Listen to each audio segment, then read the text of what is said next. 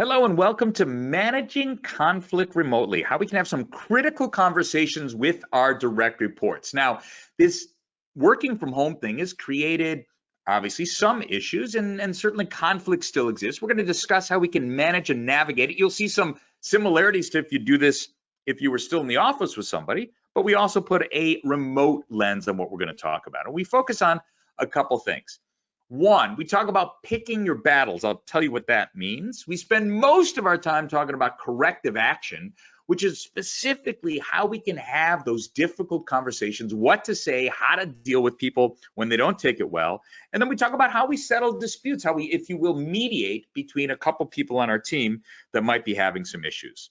So picking your battles, is it even worth it to discuss corrective action? And here, we go right to George Carlin, the expert on this topic. I love George Carlin, and he had a funny quote from one of his stand-up bits. And he said, have you ever noticed when you're driving, anyone driving slower than you is an idiot, and anyone driving faster than you is a maniac, right? You happen to drive at the exact perfect speed. I love it because it's so funny. We do a fun exercise where we actually have everyone on the call say what speed they would be driving if it's a clear day, speed limit 70 miles an hour, and there are not many people on the road. And you get everything from 63 to 110. And everyone thinks what they do is right. And we talk about this to bring up this notion about giving feedback.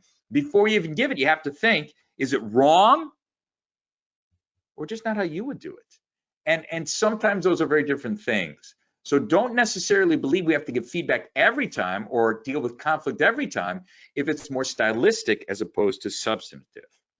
All right, so once we've established that, then how do we actually go in and have the discussion? We spent a lot of time on this. I'm going to give you a couple highlights. I'm not a big fan of the feedback sandwich. We'll tell you why in this program.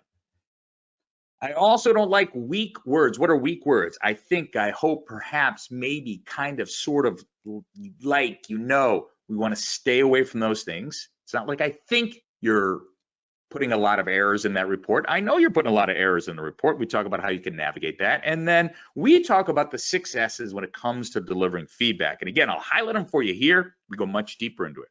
You want to start, small buffer. Then you want to state the issue, show proof, signal the importance, set expectations, and secure acceptance. We go through a bunch of examples, and then we have people actually practice it, which I think is some of the richness of the course. We even do that virtually by setting people up in small groups and teams. It's really, really fun.